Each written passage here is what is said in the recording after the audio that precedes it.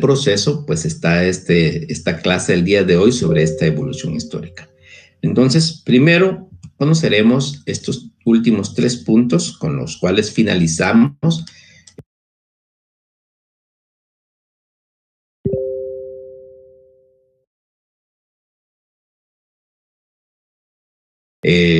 la función notarial y para que ustedes vayan verificando también que esto también entra en la clase, diríamos así, de la función notarial de la semana pasada. ¿Y cuáles son esta finalidad? ¿Cuál es la finalidad de la función notarial? Pues está, diríamos así, establecida en 3 puntos: seguridad, valor y permanencia. ¿Qué es cada una de ellas? Pues, ¿qué establece esa función notarial? Recuérdense que la función notarial, en modo simple, diríamos así, es el quehacer del notario. Es el quehacer del notario. Entonces, pues hay varias funciones que hay que hacer, pero diríamos lo que es específicamente su finalidad, o sea, para qué sirve en algún momento determinado esa función notarial. En primer término, para dar seguridad, a los requirentes, a las partes, a los clientes. La seguridad es la calidad de firmeza, diríamos, que otros llaman certeza y otros más llaman certeza jurídica, que se da al documento notarial que persigue la seguridad. Por ejemplo, el análisis de su competencia que hace el notario. El mismo notario debe autoanalizarse para ver si es competente para actuar si no tiene algún impedimento o prohibición que le impida el ejercicio de su profesión. También que el acto o contrato a documentar sea lícito. Para esto se hace necesario un análisis del caso con respecto a lo regulado en la ley.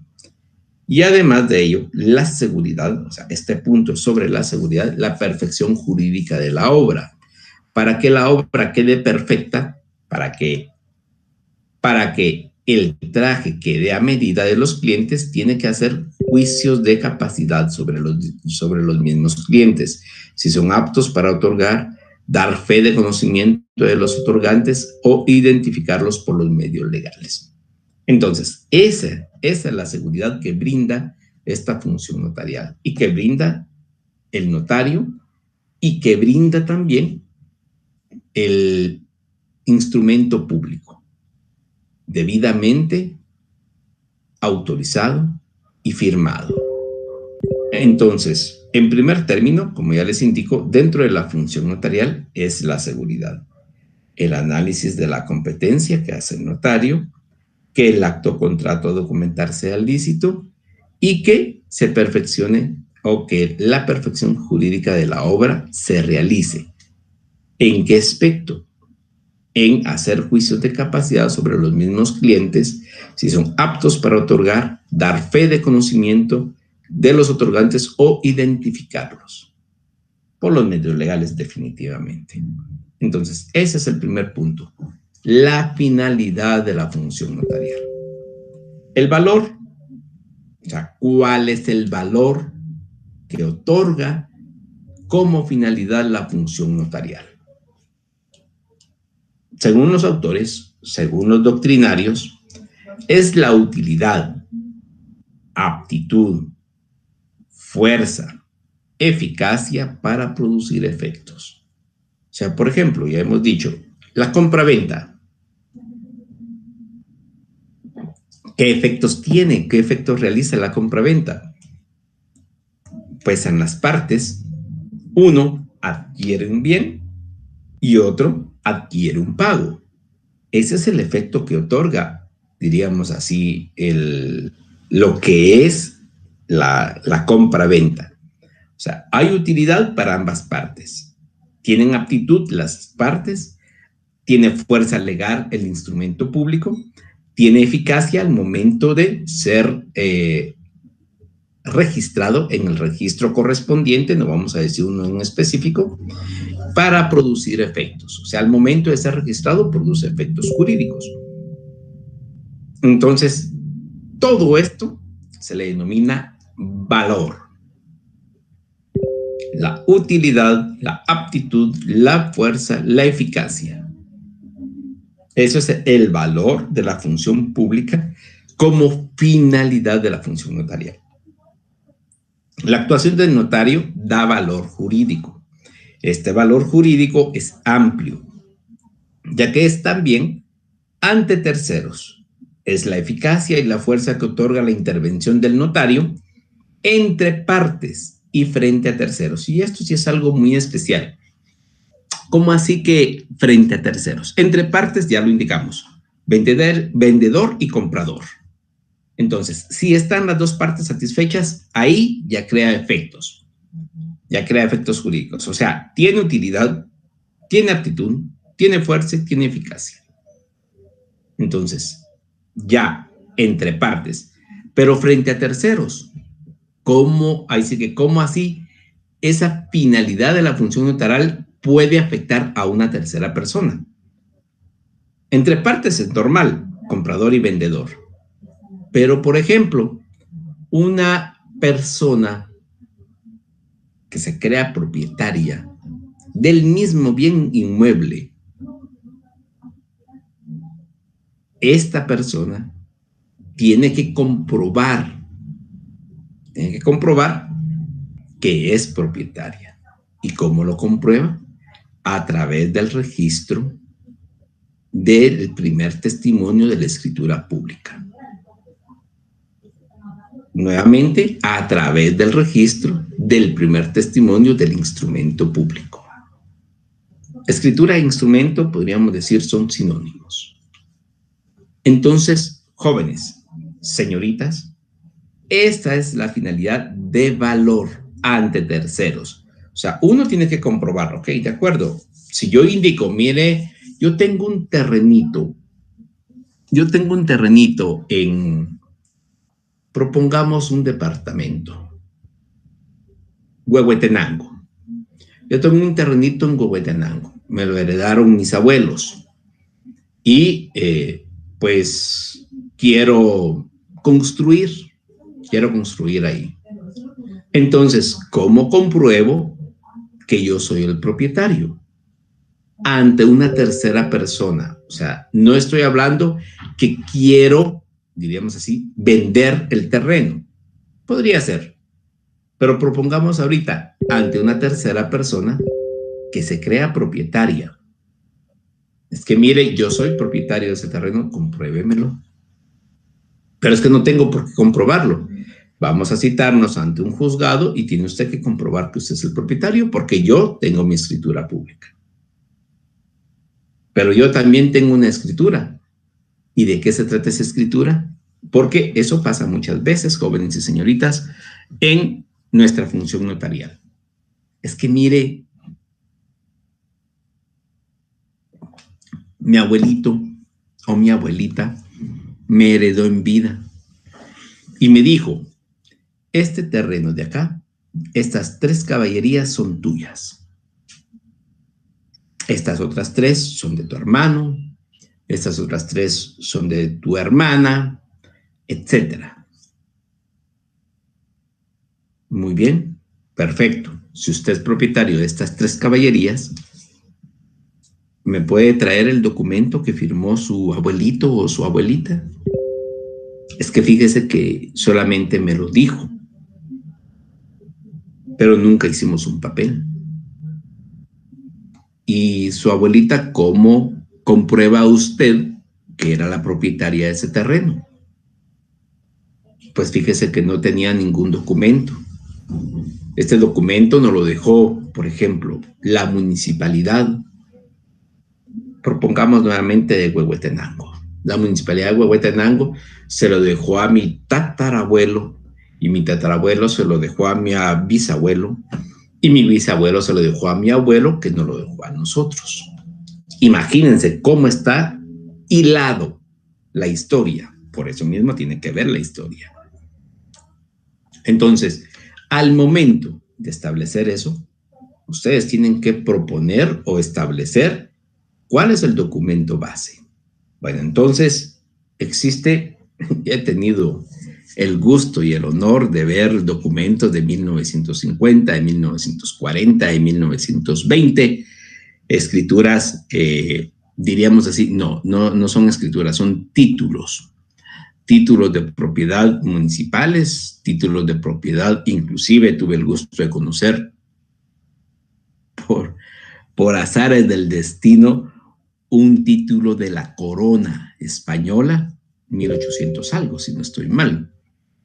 Entonces, jóvenes, señoritas, hay que establecer, por eso, seguridad y valor. Hay que establecer a través de documentos. Y si no se tienen, hay que hacerlos. ¿Cómo así? Pues sí, claro, o sea, no hay que falsificar nada. No. Ahí sí que por favor tomen muy en cuenta eso. No, se trata de que de conformidad con la ley, pues hacer, por ejemplo, una titulación supletoria. Es que mire, podrían decirlo, mire, es que mi abuelito tenía su escritura, pero en el terremoto del 76 desapareció la escritura. Podría decirse también, mire, es que tenía la escritura, pero en la inundación del Mitch de 1900, si no estoy mal, 98, se perdió la escritura. Lo del Ágata, que fue en el 2010, si no estoy mal, 2012 o 2013, recuerdo. Más o menos. Eso es historia también. Entonces, pues se perdió la escritura. Bueno, entonces hay que hacer un nuevo proceso. Pero es que mire, es que mi abuelo era propietario. Sí, pero si no tiene cómo demostrarlo, tenemos que crear una escritura. ¿Y cómo se crea la escritura? A través de la titulación supletoria. Y posteriormente, diríamos, ya se pueden hacer la desmembración correspondiente. Así. O inclusive realizar 3 procesos de titulación supletoria. Eso queda mejor para el notario debido a sus honorarios. Y ya sacar la escritura para cada uno. Si no hay ninguna persona que establezca que sea el propietario de esos, por ejemplo, esas 9 caballerías, solamente es un decir, entonces sí se puede hacer. Eso es valor. O sea, el valor jurídico es amplio, ya que es también ante terceros. Es la eficacia y fuerza que otorga la intervención del notario entre partes y frente a terceros. Y la permanencia, otra finalidad de la función notarial. Pues esta se relaciona con el factor tiempo. El documento notarial nace para proyectarse hacia el futuro. Luis Carral y de Teresa establece que el documento privado es perecedero y se deteriora fácilmente, se extravía, se destruye con más facilidad y por lo tanto es inseguro. En cambio, el documento notarial es permanente e indeleble, o sea que tiende a no sufrir mudanza alguna. Mueren las partes, muere el notario, pero el documento perdura. Esto ya más o menos habíamos dicho algo. Entonces, como parte de esta función notarial, pues es conveniente conocer esto y establecerlo, la permanencia en el tiempo. Y eso es lo que vamos a hacer ver en este momento a través de lo que es la historia del derecho notarial. ¿Por qué razón? Porque así nos percatamos y voy a tratar de tomar en cuenta el tiempo para poderles dar una generalidad total de esta historia que tenemos. Y jóvenes y señoritas, espero nos sirva de algo, diríamos así, esta evolución histórica del derecho notarial. Muy bien. Vayamos viendo esa evolución histórica, que ahí sí que tiene algunas consideraciones previas. Esto no está, diríamos así, en su pensum, pero sí creo conveniente irlo verificando previo a entrar a lo que son los hebreos, los egipcios y los griegos, que es parte importante, diríamos así, de lo que vamos viendo, de lo que vamos conociendo, que tiene mucho que ver. Pero también es oportuno hablar de cuál puede ser el origen de la palabra notario. Se dice que los notari eran los que utilizaban las notas tironianas. Notas tironianas. Las llamadas notas tironianas eran caracteres abreviados, los cuales constituían una especie de escritura taquigráfica. Para las señoritas que hayan estudiado secretariado, saben de lo que estoy hablando, de notas o escritura taquigráfica. La mayoría de varones pues no conoce esta situación porque no estudió taquigrafía, pero eso no quiere decir que sea un término desconocido en su totalidad. Bueno, entonces, una especie de escritura taquigráfica que estuvo en uso en la antigua Roma y en la Edad Media. Según un historiador que se denomina Suetonio, el primer sistema de abreviaturas fue inventado por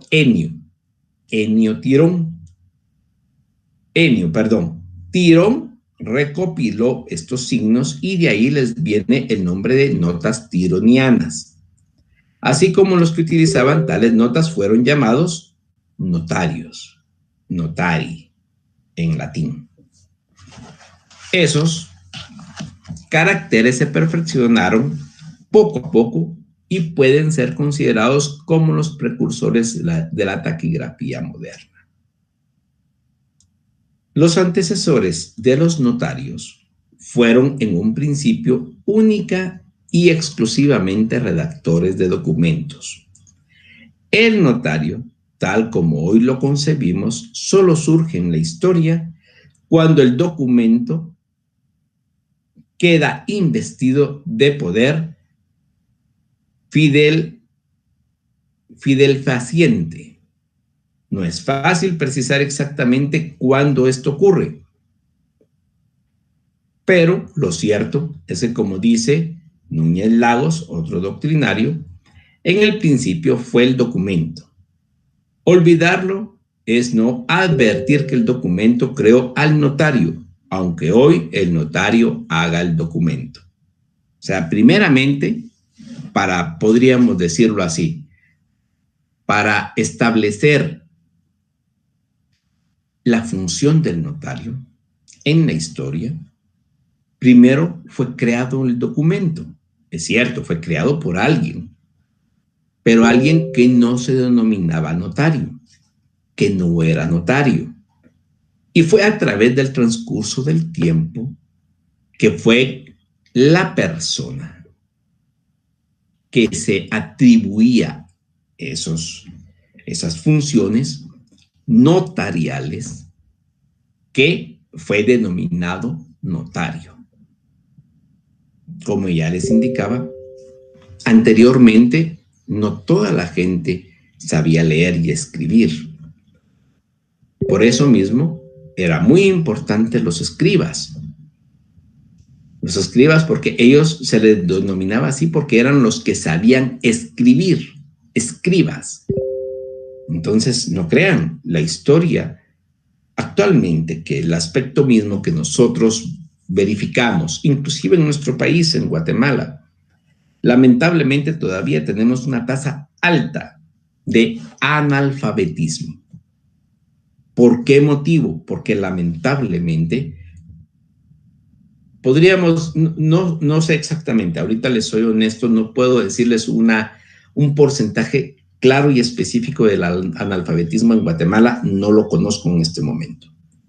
pero sí les podría decir que lamentablemente tal vez un 20% de los guatemaltecos, espero que menos, anteriormente estaban un 35-40% de los guatemaltecos, pero he visto en esta evolución que mucha gente se ha ido preparando poco a poco y que pues actualmente ya los padres pues quieren que sus hijos sean mejor que uno. O sea, normalmente ustedes, jóvenes y señoritas, que algunos son padres, o tal vez la mayoría, saben muy bien que sus hijos tienen que ser mejor que ustedes. Si ustedes son bomberos, policías, peritos, secretarias, y que ya se están preparando en la universidad para ser abogados y notarios, abogadas y notarias, pues definitivamente ustedes quieren que sus hijos mínimo lleguen a ser abogados y notarios, o que sean superior a ustedes. Pues de la misma manera, los padres que estudiaron sexto grado, pues quieren que sus hijos llegaran a tercero básico y después a una carrera de educación media. Estamos hablando de profesorados o profesor, maestros, peritos, secretarias, bachilleres y posteriormente ya una carrera universitaria. Pues si todos eran ya universitarios, pues quieren que sus hijos sean más. Exactamente así, exactamente así. Primero fue creada la base, diríamos así, en la evolución histórica y posteriormente, pues, aunque ustedes no lo crean, como lo dice aquí este doctrinario Núñez Lagos, en el principio fue el documento. O sea, primero fue creado un documento. ¿Por quién? Por una persona X, pero no era denominado notario. A eso es a lo que va. En el principio fue el documento. Olvidarlo no es advertir que el documento creó al notario, aunque hoy el notario haga el documento. Probablemente hasta el siglo XII, no adquieren los simples redactores de documentos el poder de dar fe, potestad que hasta entonces había correspondido a jueces y magistrados. Pero la aparición del notario con fe pública no significa que pierda su antigua condición de redactor de documentos. La autenticidad del documento eleva considerablemente su valor jurídico, pero no transforma esencialmente el quehacer del notario. Aunque investido de poder, da fe, cumple su función precisamente porque es hombre sabedor de escribir, como decían las partidas. Ello determina el repertorio de los actos jurídicos a través de los cuales se exterioriza la actividad de la persona, sea muy reducido. Se trata, por lo demás, de actos formales imbuidos de simbolismo, en los que la forma lo es todo o casi todo. Es clásico el ejemplo de los actos traslativos de propiedad, tal como se practicaba a través de la antigua traditio per chartam, tradición por traslado. La función del notario es el orden jurídico. En el orden jurídico no debió ser, pues en esa época, demasiado trascendente. El panorama cambia radicalmente al producirse la llamada recepción del derecho romano. A partir del siglo XII se intensifica y difunde el estudio de las grandes compilaciones justinianas. ¿Se recuerdan de eso? Yo creo que sí lo escucharon ustedes en la evolución histórica del derecho. Y se inicia en casi todos los pueblos un movimiento social dirigido a sustituir por el derecho romano al derecho autóctono, especialmente en la parte norte de Italia, dominada por los lombardos. triunfó el derecho romano antes que en los demás países europeos. Pero en todos ellos, aquel derecho fue considerado insensiblemente como ley común que completaba la legislación particular o estatutaria. Muy bien. Fue la propia escuela de Bolonia, o sea, en la región, como ya se denominó, longobardos, así se denominaba, en la escuela boloniana, quien acudió en socorro de los notarios.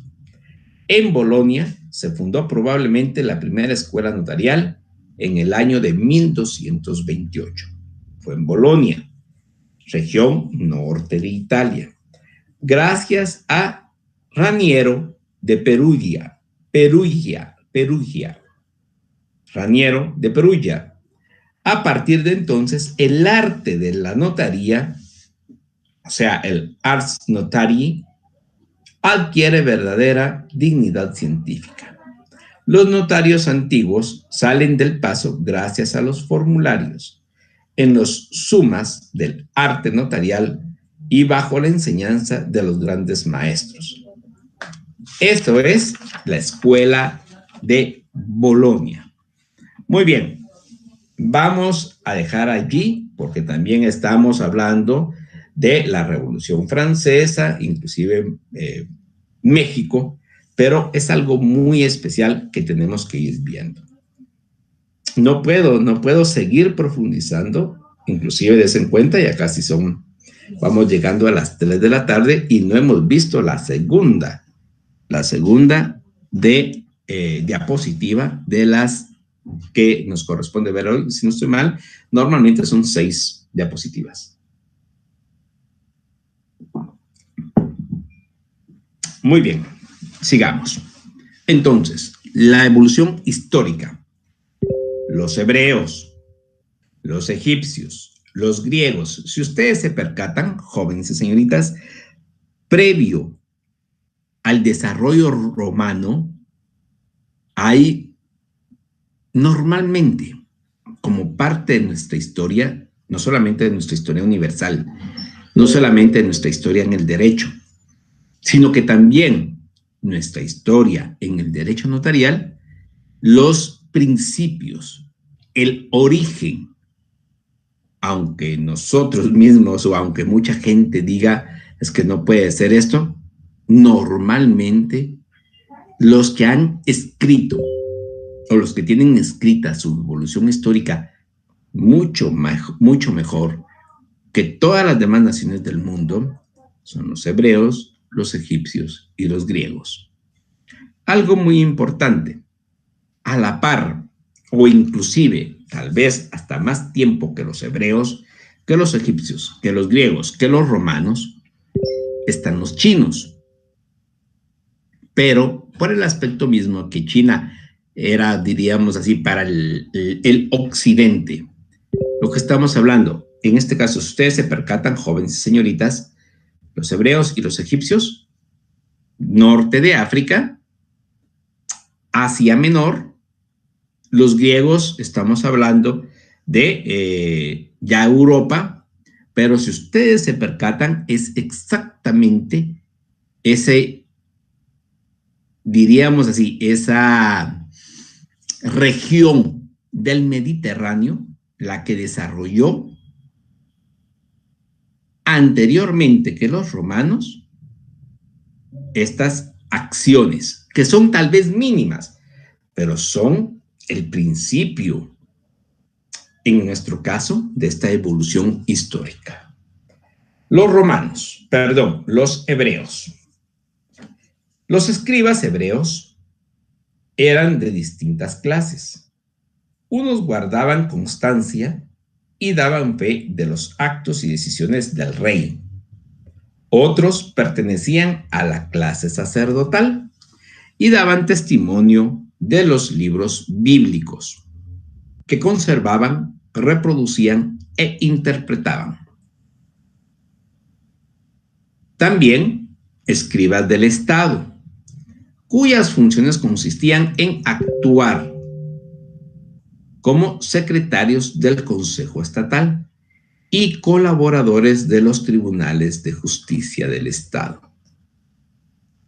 También, además, diríamos así, había entre ellos otra clase de escribas, muchos más parecidos a los notarios actuales, los escribas del pueblo, que redactaban en forma apropiada los contratos privados. La fehaciencia, o sea, el dar fe, la fehaciencia, solamente se lograba mediante la fijación del sello del superior jerárquico del escriba, pues no estaba delegada en la fe pública, sino reservada al primero, o sea, al jefe, al superior jerárquico del escriba. Sino, por tal razón, se ha querido ver en el escriba del pueblo un simple amanuense. Sin embargo, el sello del escriba también era necesario, aunque no bastaba. Entonces, jóvenes, señoritas, si ustedes se percatan, dentro de lo que es la historia del derecho notarial, los escribas hebreos son como el primer origen que tenemos de los notarios. ¿Por qué razón? Porque daban, diríamos así, realizaban los documentos. No solamente, des en cuenta, unos guardaban, o sea, los escribas hebreos, unos guardaban constancia y daban fe de los actos y decisiones del rey. O sea, guardaban constancia de lo que el rey estaba proclamando, diríamos así.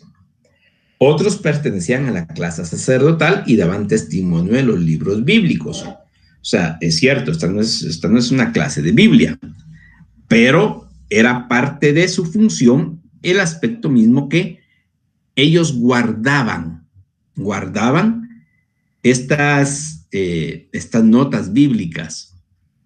Y por ello mismo también se tienen estos, lo que se denominan libros sagrados, porque ellos los guardaban, ellos daban fe de ellos mismos. Creo que los escribían, si no estoy mal. También escribas del Estado, cuyas funciones, o sea, unos eran los del rey, otros eran los de los sacerdotes, también estaban los escribas del Estado, cuyas funciones consistían en el actuar como secretarios del Consejo Estatal. O sea, diríamos así, habían escritos o escribas que escribían, por eso su nombre, su derivación, los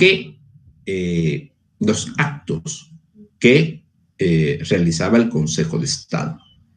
Y eran colaboradores de los tribunales de justicia. Y además de ello, estaban los escribas del pueblo. ¿Por qué son los que más, como se indica, que redactaban de forma apropiada los contratos privados? Entonces, ¿por qué son los que más se asemejaban, diríamos así, a los notarios? Porque, diríamos, principalmente escuchaban, daban fe, asesoraban y realizaban el documento. Ustedes se percatan, redactaban de forma apropiada los contratos privados. Un contrato, estamos hablando, jóvenes y señoritas, por ejemplo, de la compra-venta de mercancía, de la compra-venta de territorio, de la compra-venta de navíos, de traslado, o sea, de bienes muebles, inmuebles, de semovientes. Anteriormente, el hecho de tener varios semovientes, pues era personas diríamos así, de mucho poder económico. Y ya no digamos aquella persona que tuviera un navío, porque ahí se recuerdan, jóvenes señoritas, que ahí sí que, aunque existía la rueda, pero no existían vehículos, existían, en época de los hebreos, si no estoy mal, trasladaban a las personas como cargándolas, no sé cómo se denominaban esa forma de traslado, pero las llevaban cargando, 4, 6, 8 hombres. Posteriormente ya se crearon las carretas, diríamos así, que fueron creando y fueron jaladas por animales, por bestias. Y posteriormente, pues, o sea, lo que existía en realidad para traslado, para navíos, o sea, barcos, y esa era su forma, y los ríos eran las formas de trasladarse. Si ustedes verifican, inclusive en las películas, se miraba mucho eso, la utilización de los caballos y la utilización de las carretas jaladas por bestia. Muy bien. Los egipcios. ¿Qué hacían los egipcios? Muy bien, vamos a ver, déjenme un minuto. ¿Dónde estamos? ¿Dónde estamos?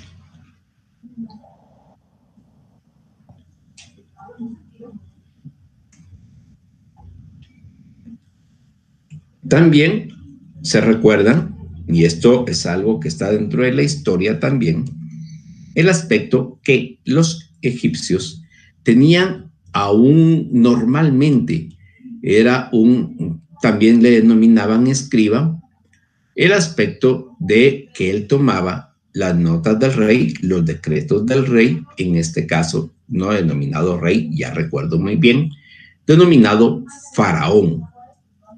Faraón, que era el rey de Egipto. Pero el faraón era quien decidía qué hacer. Pero tomen en cuenta algo muy importante.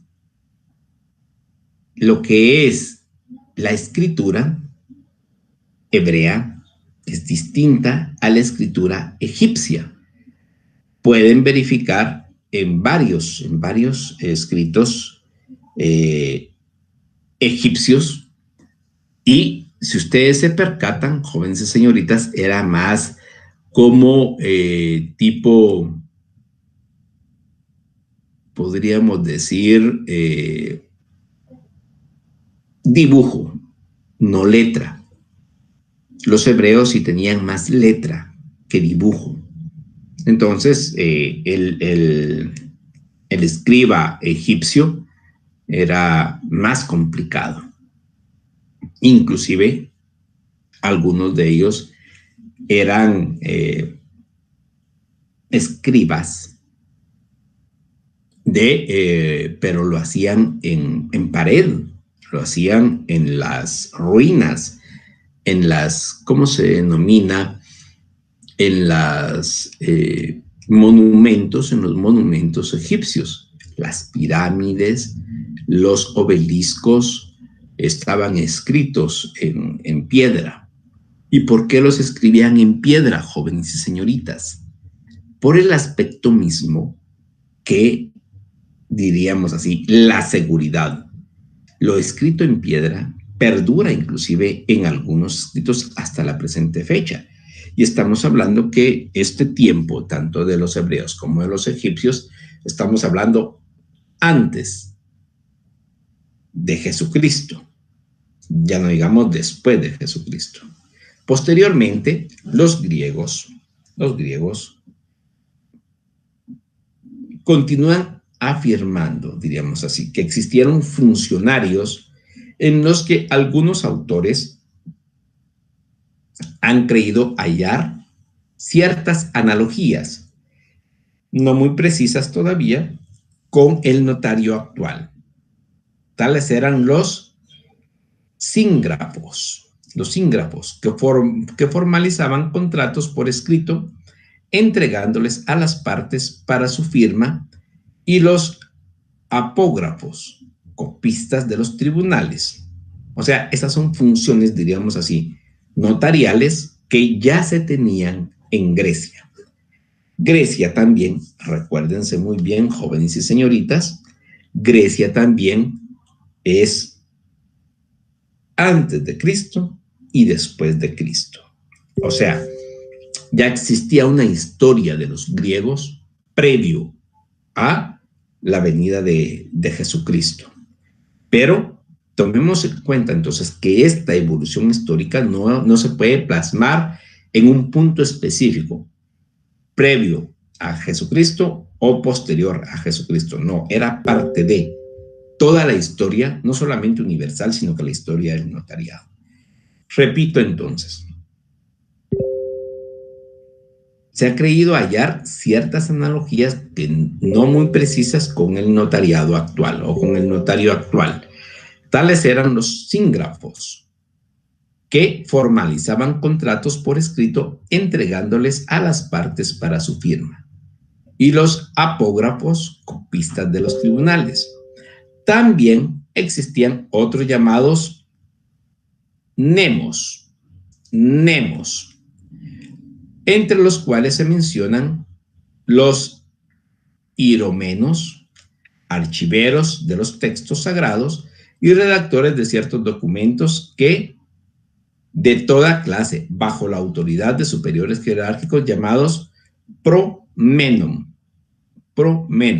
Entonces, jóvenes y señoritas, pues es parte de lo que ya existía. Muy bien. Vamos a continuar. Aquí entramos, diríamos así, como cuando se conoce el Ius Civile en Roma, hay un apartado específico de, disculpen, de Roma en lo que denominamos el derecho notarial, la evolución histórica del derecho notarial. Porque existen inclusive varios, ustedes los percatan en esta diapositiva, los escriba, o sea, los escribanos, diríamos así, los litigantes y testigos, los chartulari, los tabulari, los tabelio. Parece esto trabalenguas, ¿verdad, jóvenes y señoritas? Pero así se denominaban los diferentes tipos que pueden asemejar o se pueden asemejar al notariado actual. Y cada uno de estos tenía una función específica. Cada uno de estos, pues, realizó para nuestro tiempo una función notarial. Y como les indico también, tanto hebreos, tanto egipcios, tanto griegos, tanto romanos, es antes de Cristo y después de Cristo. O sea, tienen una historia muy vasta y por la misma situación que tenían escribas, que tenían, diríamos así, aquí como lo indican los griegos, los sígrafos o los apógrafos, pues todos tenían su forma de asegurar lo que estaban realizando históricamente. Ustedes se percatan y se han dado cuenta que una de las historias más ricas, diríamos así, es la de los romanos, que inició con sus fundadores Rómulo y Remo, que narra la historia que fueron amamantados por una loba. Entonces, por ello mismo, los patricios, que son, diríamos así, los descendientes de Rómulo y Remo, pues eran los dueños de Roma y de toda la gente que existía en Roma. O sea, pongamos a pensar, jóvenes y señoritas, que ya aquí en este tiempo, los reyes, los faraones, los emperadores, porque aquí en la época de los romanos ya vienen los emperadores, y tomemos en cuenta que Roma es el imperio, porque es un imperio romano, que se estableció a nivel mundial. Todo el mundo conocido en algún momento determinado. Por ello mismo llega a África, específicamente a Egipto, y conquista Egipto. Llega a Galacia y conquista Galacia, actualmente Francia. E ingresó a Inglaterra, o sea, se trasladó logró pasar en ese tiempo el canal, este es el canal, no me recuerdo muy bien si es el canal de la Mancha, no recuerdo, pero se trasladó a Inglaterra y llevó a cabo incursiones en Inglaterra. No logró conquistar Inglaterra. No llegó tampoco a España, pero sí conquistó algo de España, unas partes. Llegó también a conquistar Israel, Asia Menor, o sea, Turquía, Grecia, todo eso era de Roma. Entonces tomen en cuenta eso. Y el desarrollo que llevó con el Jus Civile fue algo excepcional para el mundo del derecho. Perdón, jóvenes, pero es que hay tanto que ver que tengo que irme apurando poco a poco. Roma. Hubo muchas personas encargadas de la redacción de instrumentos. O sea, aquí hay más personas. En los hebreos, los egipcios, los griegos son personas específicas. Diríamos así, eran personas muy pocas las que lograban escribir. Y normalmente se heredaba la escritura, así como muchas cosas en el mundo. Se heredaba la escritura. O sea, el escribano le enseñaba a sus hijos la escritura para que continuaran siendo el escribano siguiente del rey, con el siguiente rey, y así sucesivamente. O sea, la sucesión hereditaria viene y se deriva de ahí también. Hay tantas cosas. Disculpen, pero hay tantas situaciones. Bueno, continuemos, porque si no, no vamos a terminar el día de hoy. En Roma hubo muchas personas encargadas de la redacción de instrumentos. Los escriba conservaban los archivos judiciales y daban forma escrita a las resoluciones de los magistrados. Eso es principal. Primero, los escriba conservaban los archivos judiciales y daban forma escrita a las resoluciones de los magistrados. Los notari no están inscritos allí, pero sí existieron también. También adscritos a la organización judicial. Escuchaban a los litigantes y testigos y ponían por escrito en forma ordenada y sintética el contenido de sus exposiciones.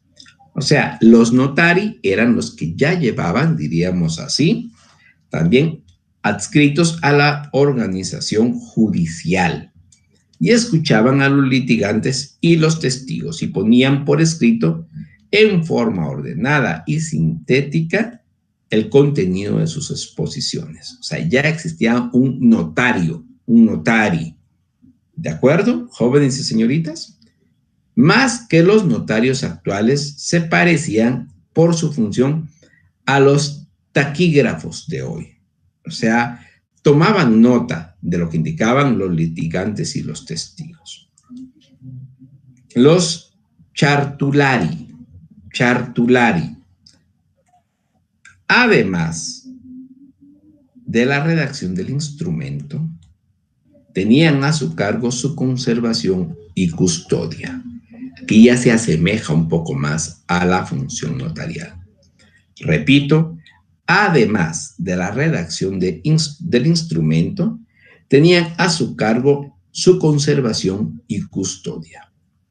Los tabulari eran contadores del fisco y archiveros de documentos públicos, pero como complemento de sus funciones fueron encargándose de la formulación de testamentos y contratos, que conservaban en sus archivos hasta convertirse en los tabelio.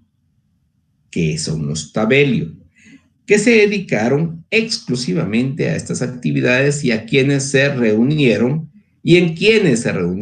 en la etapa final de su evolución algunos de los caracteres distintivos del notario latino: el de hombre versado en derecho, el de consejero de las partes y el de redactor del instrumento. Aunque su autenticidad se le conferiría la condición de documento público, no se lograba sino mediante el insinuatio.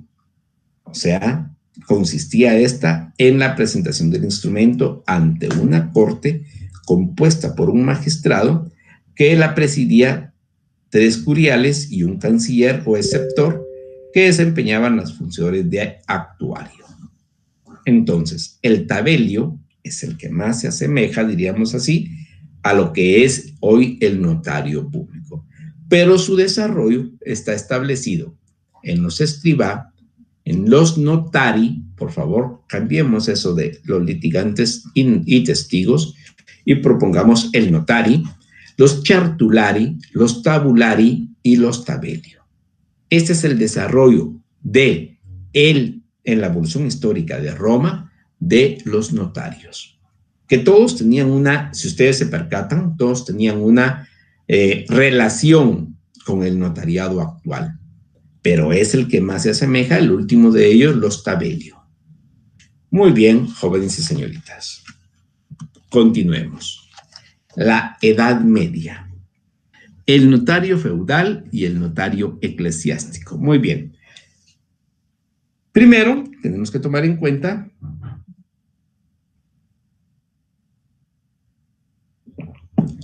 que con el desmembramiento y la disolución del Imperio Romano, esto fue, diríamos así, inclusive es después de Cristo, estamos hablando casi 400 o 500 años después de Cristo, sí, más o menos, 400 o 500 años después de Cristo, y la disolución del Imperio Romano ocasiona un retroceso en la evolución de la institución notarial. Los señores feudales ya se crean feudos. No sé si se recuerdan en la historia, pero los feudos pues eran vastos territorios no, dominados por una sola persona, que era el señor feudal. Entonces, este señor feudal era el propietario de todo el territorio y de todo lo que perteneciera a ese territorio. Estamos hablando personas, estamos hablando siembras, estamos hablando de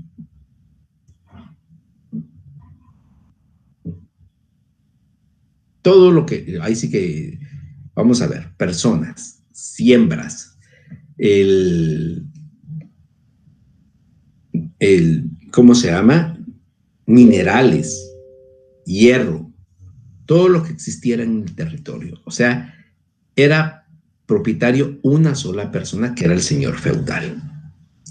Entonces, los señores feudales se atribuyen el dominio directo de todas las tierras y de todos sus vasallos, y todos sus vasallos le deben obediencia.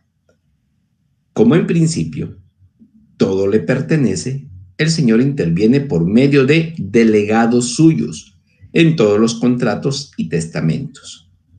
Este notario feudal, o sea, el delegado del señor feudal, tiene como fin primordial preservar los derechos del señor feudal y no el de servir a los intereses de las partes contratantes u otorgantes.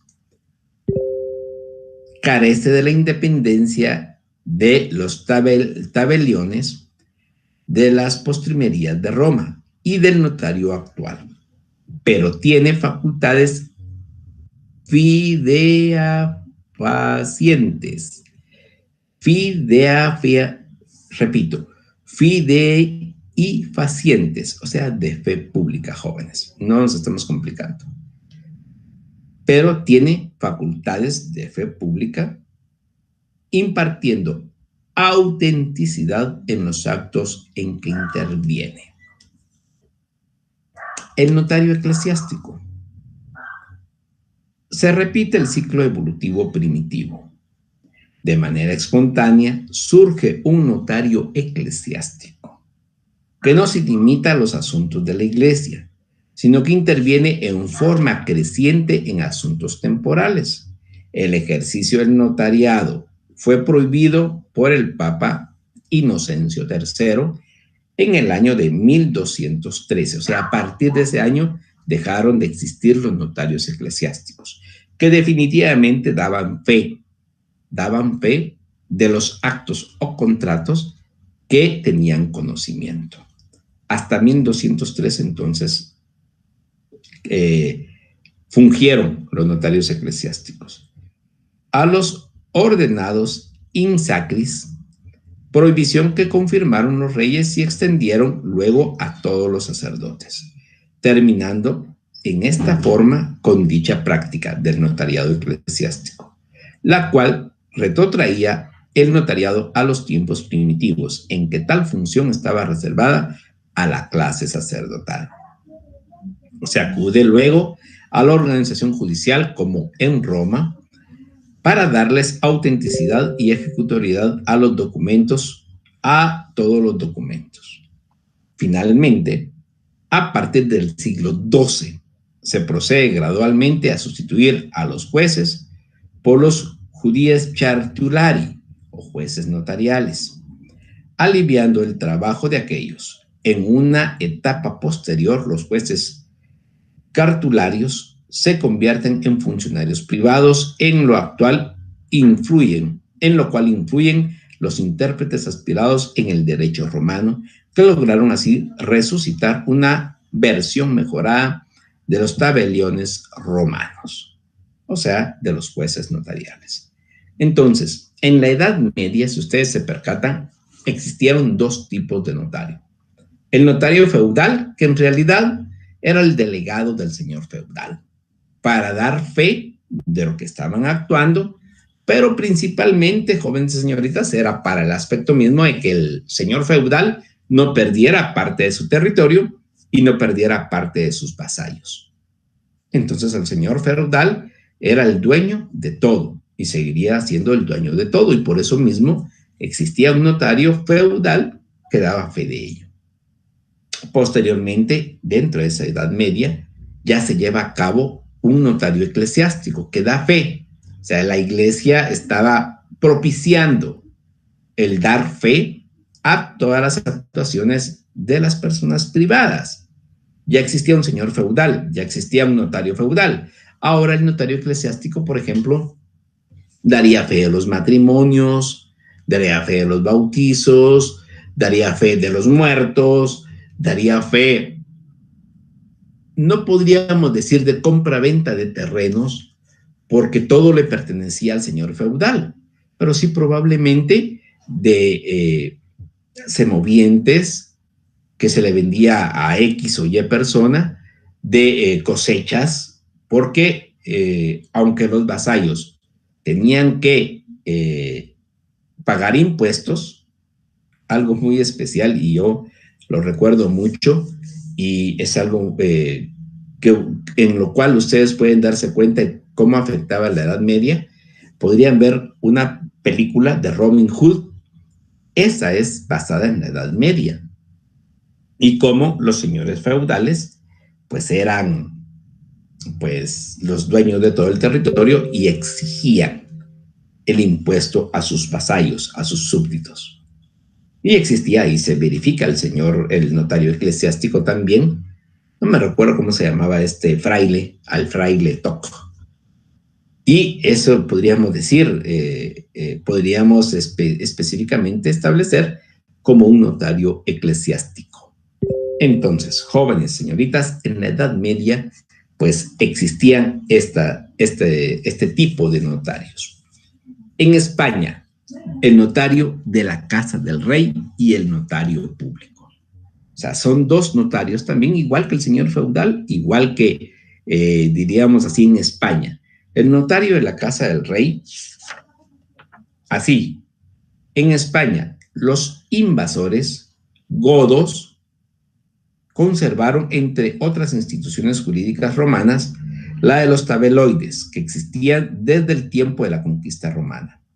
El Código de los Reyes, conocido como el Fuero Juzgo, alude a escribanos de dos clases, los del rey y los comunales del pueblo. Como ya les indiqué, los notarios de la casa del rey y los notarios públicos. El notario español recibió la influencia de la escuela notarial fundada en 1228 en la Universidad de Bolonia, Italia. Ya hemos visto por Ranieri di Perugina, y sobre todo de su máxima figura, Ronaldino Passegheri, y Ronaldino Rodulfo, autor del formulario notarial denominado Summa Artis Notari o Summa Artis Notari. Esto es específicamente la influencia que tuvo el notario en España. No necesariamente era la función española del notario, por favor, solo para dejar en claro esta situación. O sea, el notario español recibió la influencia de la escuela notarial fundada en 1228 en la Universidad de Bolonia, por quien, ya lo habíamos expresado anteriormente, Ranieri di Perugia, ¿ok? Así quedemos. Las leyes de partida exigieron que los escribanos sean sabidores de escribir bien e entendidos del arte de la escribanía, habiendo dos clases de notarios, de la clase del rey y públicos, siendo estos últimos los que escriben las cartas de las benditas e de las compras e pleitos e las posturas que los hombres ponen entre sí en las cibades o en las vigas. Disculpen, lo estoy indicando así porque así exactamente lo establece el castellano antiguo. Así está escrito. Podríamos traducirlo muy fácilmente. Escriben las cartas de las ventas y de las compras de los plebeyos y de las posturas que los hombres ponen entre sí entre las ciudades y las villas. Castellano actual. Entonces, tomemos eso en cuenta, por favor, jóvenes y señoritas. Al final de la Edad Media, casi en los inicios del Renacimiento, se robustece la actuación notarial, considerándola como una función pública. Se producen reformas importantes, como la sustitución de una breve nota o minuta en el protocolo por el instrumento matriz y la organización corporativa de los notarios. Al lograrse la unificación de la función notarial en los inicios del siglo XIX, la institución del notariado se consolida plenamente. La famosa ley francesa promulgada en el mes de Ventoso del año 11, actualmente, de acuerdo a esa fecha, 16 de marzo de 1803, influye decisivamente en las leyes notariales de España y de la América española y establece en líneas generales el régimen notarial latino de la actualidad. O sea, ¿cuándo se funda el notariado latino en la actualidad? Ventoso del año 11. En el calendario gregoriano, que es el que estamos utilizando actualmente, 16 de marzo de 1803.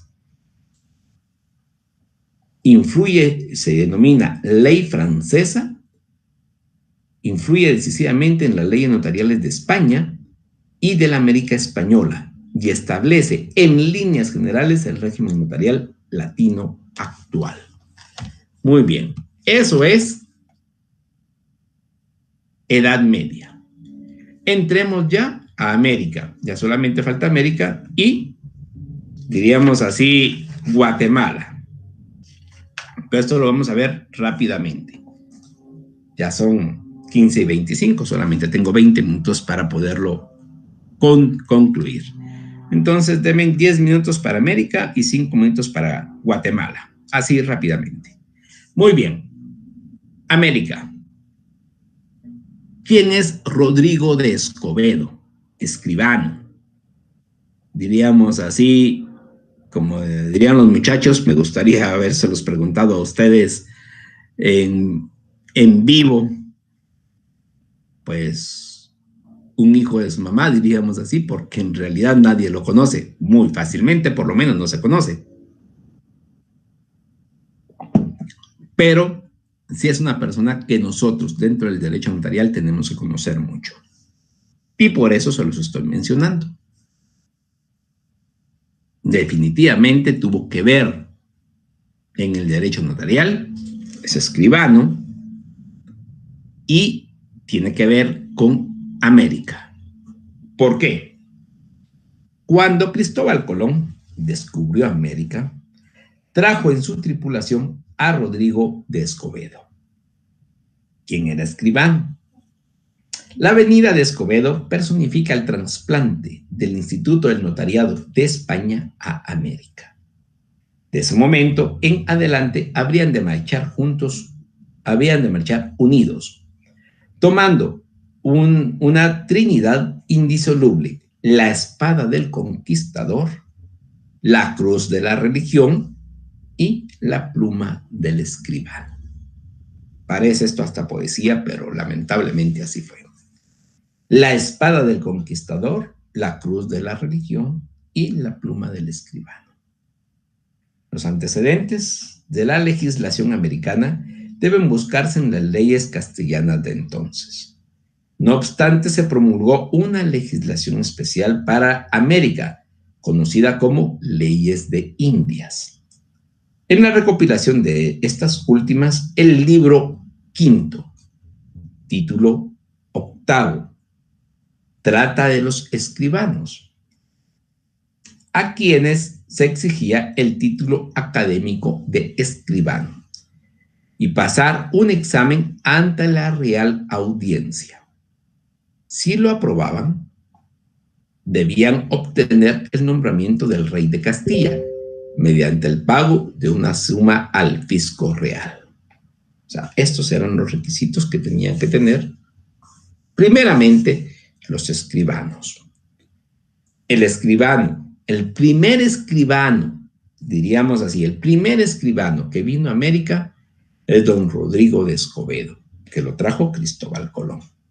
Por lo tanto, era normal que viniera a América. Entonces, esto significa el traslado de lo que en la Edad Media llevaba a cabo España y lo que corresponde a América. O sea, se trasladó así totalmente todo lo que tenían los españoles con los, diríamos así, el notario español que recibió la influencia de la escuela notarial fundada en 1228 en la Universidad de Bolonia, se trasladó totalmente, diríamos así, el aspecto, si ustedes se percatan, ahí sí que el descubrimiento de América fue mucho antes, 1594, si no estoy mal. Vamos a ver. Sí, 1500, llevamos 500 años. 500 años del descubrimiento, 2000, sí es cierto, 1594. Entonces, esto fue, diríamos así, desde 1594 acá vino don Rodrigo de Escobedo. En 1228 se inició, diríamos así, la escuela de la Universidad de Bolonia en Italia. Fue trasladado a América a través del 1500, del descubrimiento de América. Y posteriormente, si ustedes se percatan, jóvenes y señoritas, hasta 1803 se establece en Francia lo que es el notariado latino. Entonces, todavía no existía, si ustedes se percatan, la independencia de América, 1821. O sea, de 1594, 1596, no recuerdo muy bien, disculpen. No tengo muy claro esas fechas del descubrimiento de América, por lo menos ahorita. De 1594 a 1821, todo este tiempo estuvo lo que es España influyendo 100% en América. Ya existieron estas leyes de Indias que establecían los requisitos. Tomemos esto en cuenta. Libro quinto, título octavo, de los requisitos para ser escribano. O sea, primero tenían que tener el título académico de escribano y pasar un examen ante la Real Audiencia. Cuidado con esto. Una de las primeras universidades de América fue previo a la independencia. Vamos a ver, si no estoy mal, 350 años tiene nuestra Universidad de San Carlos. 350. Y tenemos 200 años de haber sido independizados, por lo tanto 150 años aproximadamente estuvieron con relación directa entre, por ejemplo, las colonias de América y la corona española. Estas leyes de India se conocieron acá. Los estudiantes de las universidades, porque fueron 3 universidades las creadas desde esa época.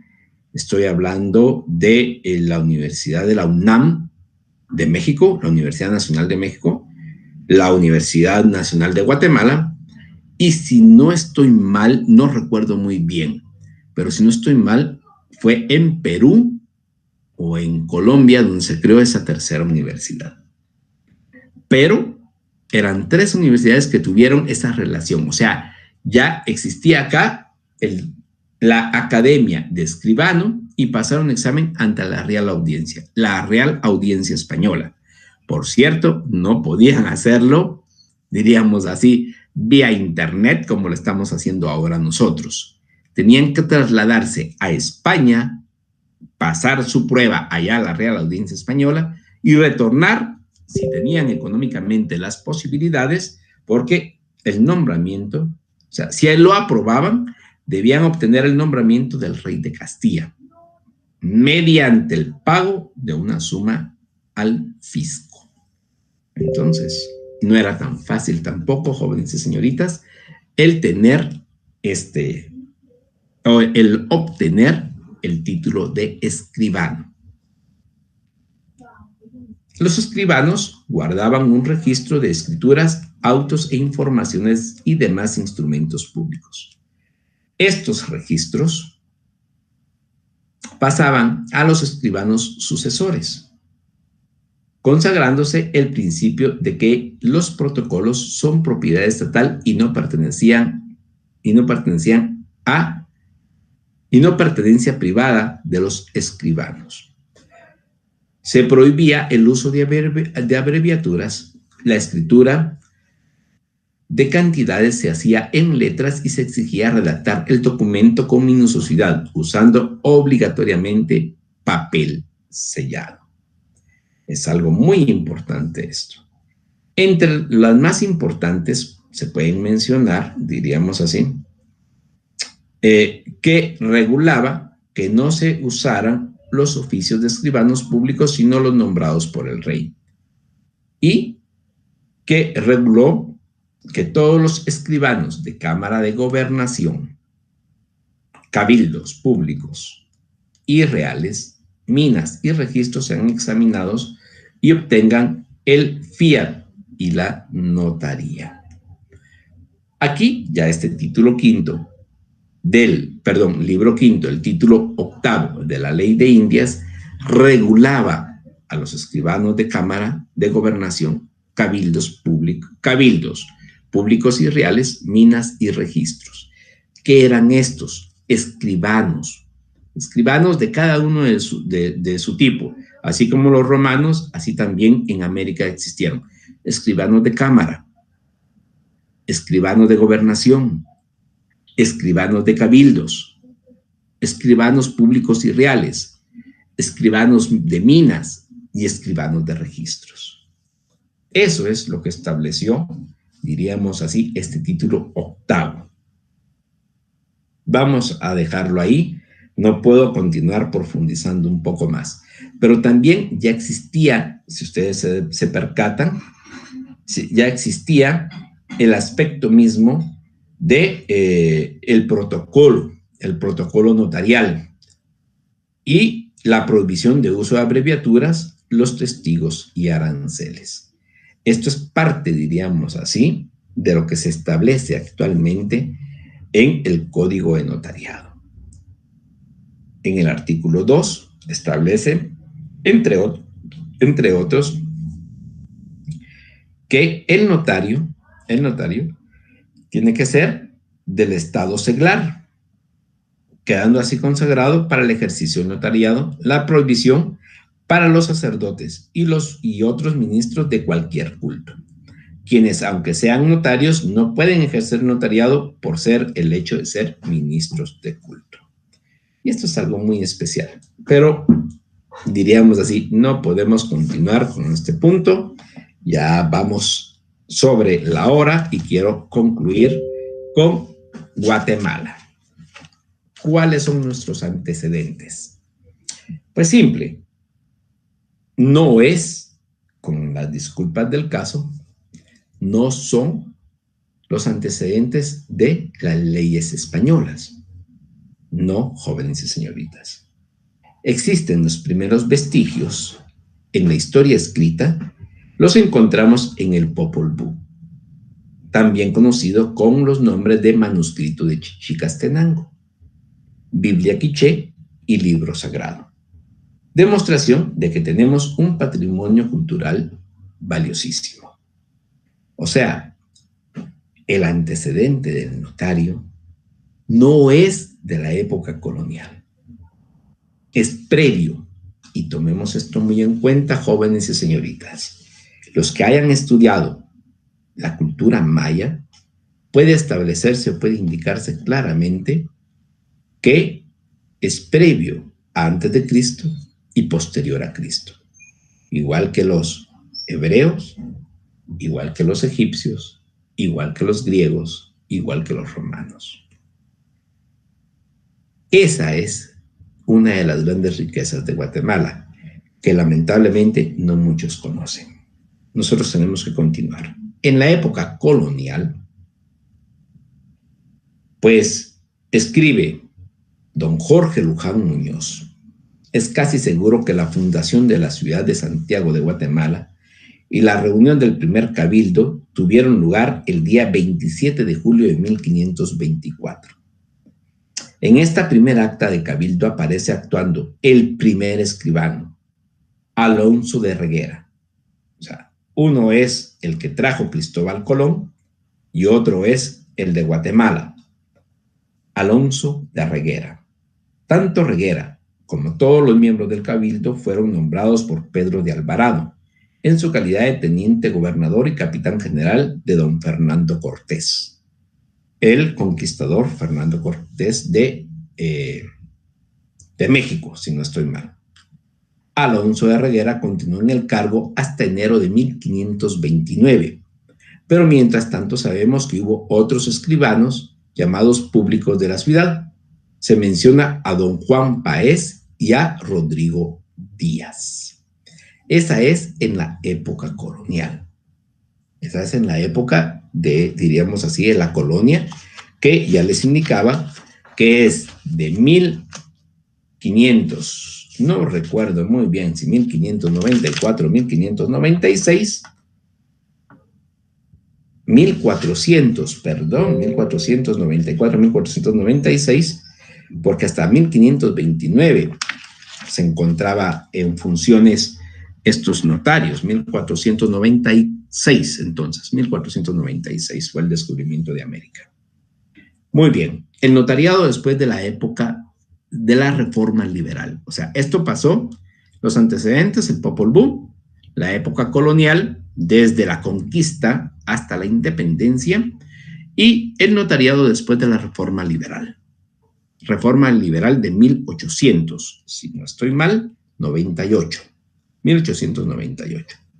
Óscar Salas, otro doctrinario que ya hemos escuchado en su momento, expone que entre las reformas que trajo el espíritu liberal, el presidente Justo Rufino Barrios dio a Guatemala una ley del notariado, junto a un código civil, uno de procedimientos civiles y una ley general de instrucción pública, todos de avanzada para la época. La ley del 7 de julio de 1877 y la ley y la del 21 de mayo del mismo año hicieron del notariado una carrera universitaria. Se dispuso que no podía pedirse al rector de la Universidad de San Carlos el señalamiento de día para el examen general previo a la licenciatura del notariado, sin acompañar el expediente en que se constara que se habían llenado los requisitos legales, condiciones morales y fianza. Por primera vez se le denominaban notarios. Desde 1877 se han denominado notarios en Guatemala. Esa es la riqueza, diríamos así, de la reforma liberal. Hay otros puntos más que pueden ustedes profundizar, inclusive en la época colonial, es muy bonito, pero nosotros no tenemos tanto tiempo para poderlo verificar. El notariado después de la Revolución de 1944, pues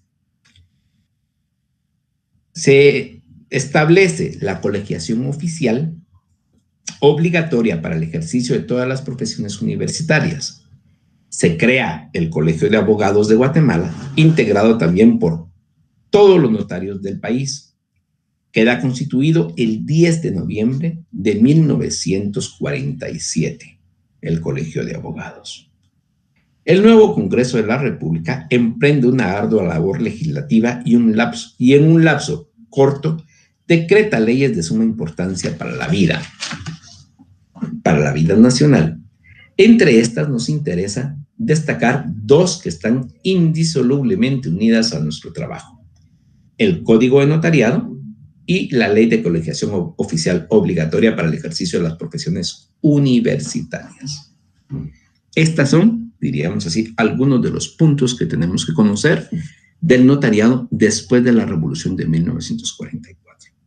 Y en la época actual, pues ya se establece lo que actualmente se maneja, diríamos así, el decreto 314 del Congreso de la República, que contiene el Código de Notariado emitido en 1946.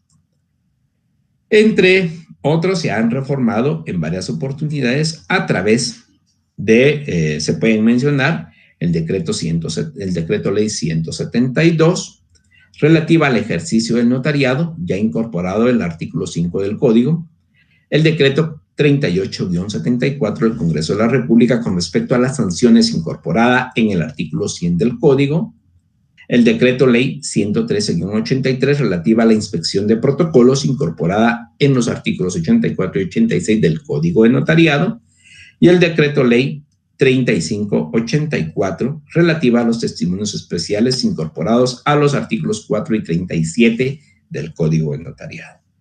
Así sucesivamente se pueden establecer las demás, diríamos así, las demás reformas que ha tenido el Código de Notariado actual. Muy bien, me queda un solo minuto, jóvenes y señoritas, disculpen, pero se nos fue el tiempo muy rápidamente. Vamos a dar las preguntas de esta tercera semana. Pregunta número 1. ¿Es una finalidad de la función pública notarial? 2. En la época de los hebreos es una función de los escribas. 3. En la época de los romanos es una persona encargada de la redacción de instrumentos. 4. ¿Cuál es la ley que se promulgó para América que establecía las leyes de los escribanos? 5. Es una etapa del derecho notarial en Guatemala. Jóvenes, señoritas, les agradezco mucho la atención prestada a esta clase. Espero no haberlos aburrido tanto, diríamos, en esta clase el día de hoy. Es pues el tiempo específico, nos llevamos la hora 30 minutos. Disculpen ustedes, la próxima semana espero ya poderles compartir y poder establecer, diríamos así, esa fórmula de poder tener preguntas y respuestas antes de terminar el curso. Agradezco mucho la atención prestada. Este es su curso. Muy buena tarde.